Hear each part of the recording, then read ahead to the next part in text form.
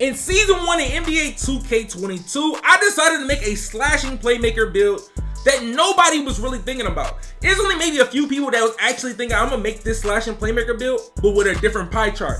As most of y'all see slashing playmakers, you're gonna see them with the blue and yellow pie chart. With them having blue and yellow pie chart, as you know, you're gonna have a 77 3-pointer or a 68 3-pointer with that build. You do get Hall of Fame slashing with Hall of Fame playmaking.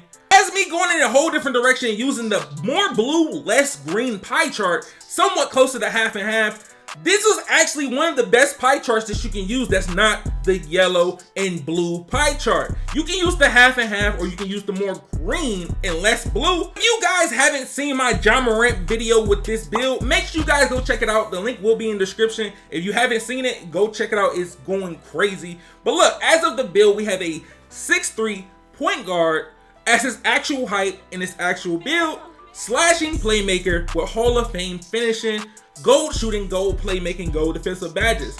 As when you look at this build, I have Sharp Take on it. Yes, I put Sharp Take on it. You know, it gets real nasty when you put the Sharp Take on this build. It gets real nasty. But as you see the badge count, I have 15, 18, 15, and 4. Remember this badge count. But if you're someone that's looking for a fun new build, this might be the definitely for you. As you're able to get contact dunks, and you're able to have pro dribble moves and elite dribble moves on this build, and you have an 80 at least 3-pointer on this build. It's very fun. As I made this build prior a point guard, after actually doing more research, I decided if you're gonna end up making this build, the best thing to go with is shooting guard. You get extra badges and you get some better stats than what you're supposed to get on a point guard. But check this out, check this out. As I'm making this build, I was thinking of if you're someone that already has a rebirth or they're going to make a rebirth build, this will be one of the best rebirths that you can make. As of the pie chart, as I said before, it is the more blue, less green. It is the third pie chart. When you go to the pie charts, it's literally the third one from under the half and half. Once you get there, I'm gonna tell you this one thing. With this pie chart and the more green, less blue, you can make some crazy builds. You can make literally some actually great balanced point guard builds, shooting guard builds with this pie chart. That's one thing about this one pie chart, or those two pie charts in general. You can make a lot of great builds with those two pie charts because you'll be able to dribble, dunk, shoot automatically. You will have at least a balanced amount. You'll be able to have at least an 80 driving dunk, an 85 3-pointer. Then you will have like an 86 ball control. Just messing around with those pie charts, you can make some crazy builds. But as I got the physical profile, as this build not having Hall of Fame playmaking, we're going to have to go with speed. It's literally no point in you going anything else but speed. But check this out. You guys might know the way I upgrade my builds. I upgrade the builds based on what I'm going to use the most. As this being a slashing and shooting type build, is with a little bit of playmaking, I'm going to upgrade my slashing first. As of this build, I'm going to upgrade it the same way I had it as my last build, 15, 18, 15, and 4. And I'm going to show you just with literally 5 extra upgrades on this build, you will literally get extra badges just by making it a shooting guard. As I have 15, with the shooting, this is one thing with the shooting. As you do the shooting, you max out your free throw, you max out your 3-pointer, but when it comes to shooting mid-ranges, your mid-range will be a 78 mid-range. You can make it a little lower if you want to, but 78 is the sweet spot for this. But when it comes to the post-fade, you make the post-fade 81. 81 post fade, it will give me 18 shooting badges. So now we looking right. We look like we on pace to show you what I had as my main build. Now when we come to the playmaking, I'm going to max out the pass accuracy, I'm going to max out the ball control, and then when I get to the post control, I'm going to keep pushing it until I get to 15, and I have 47 post control. For the defense, so we got 142 left. 142, you thinking, are you even gonna get a defensive badge with 142? As I put my lateral quickness, my perimeter, my steal all max, and as I move it up just to get 4 defensive badges, as I told y'all, I have 5 attributes left. With making a build as shooting guard, 5 attributes made a big difference. So check this out. As I'm gonna raise my defense 3 times on rebound, I'm gonna get 5 defensive badges.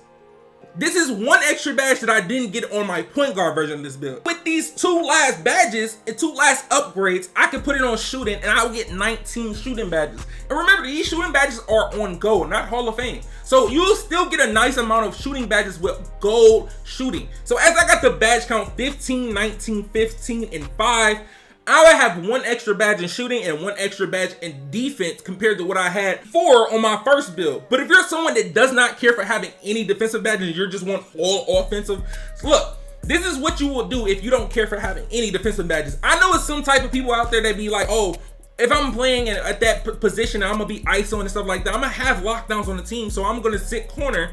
But look, if you're gonna sit corner and you're someone that's gonna have one defensive badge, do the 17, 21, 16, and 1.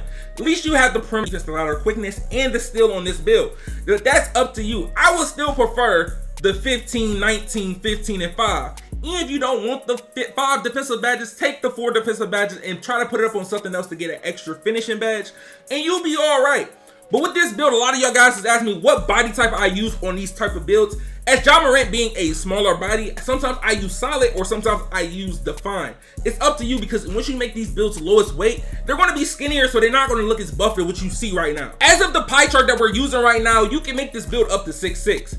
You're going to get contact dunks, but it's not possible to get elite contact dunks unless you pick slashing takeover with this build. So check this out. The height I went on my build was 6'3", but the recommendation height that I will get for you guys will be like around the 6'2" to 6'4" range.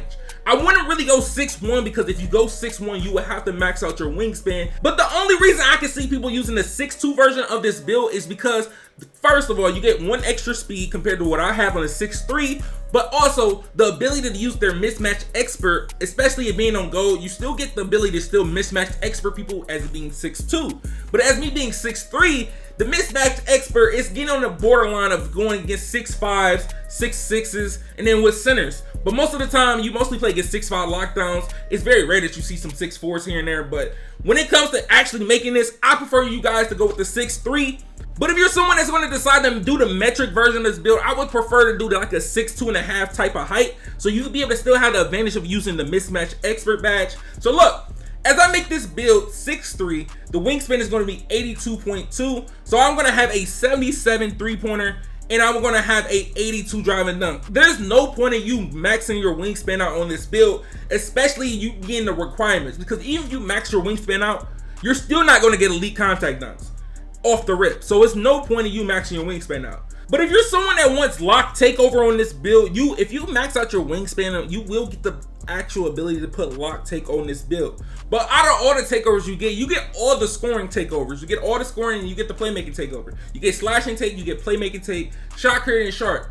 As my main 2 things I would choose on this type of build, as y'all seen, I put sharp take on this. Sharp take on this is mostly a shooting type of game. But if you want to get the full experience of getting contact dunks, as you already going to have an 86 driving dunk at 99, once you have slashing takeover plus 10, you're going to have a 96 driving dunk, and you unlock elite contact dunks at 92. So just know, when you unlock that slashing takeover and that slashing takeover is activated, you're going to be literally dunking almost on everybody, almost every time you go to the paint with this build. Because look, as you get the name slashing playmaker, you've seen this actual build at Park, and it didn't have slashing takeover, you wouldn't think it was a slashing playmaker. Or if it didn't have playmaker takeover, if it didn't have slashing or playmaker takeover, you wouldn't even think, if you couldn't see the takeover in general and it just said slashing playmaker, you would just think, oh, he is a blue yellow. But once you actually looked at the person's stats and you see he has an 81 3-pointer, you're like, hold on, how is that even possible? As 2K dropped a new update with the badges and everything, I'm going to end up going with blinders. I'm going to use hot zone hunter, mismatch expert I could put on silver since I'm 6'3",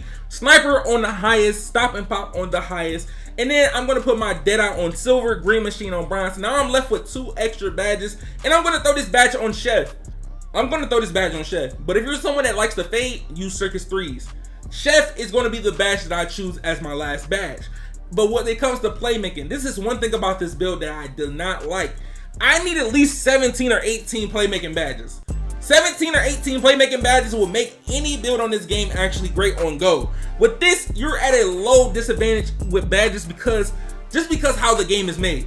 The badge setup does not match for the game badge loadout. So as I have bullet passer on silver, hyperdrive on gold, quick chain on silver, I have to have handles for days and quick first step on gold, and I gotta use the unpluckable on silver. When it comes to dunking, I don't need limitless takeoff on Hall of Fame. It's no point. On gold, it's actually great. Gold is perfect.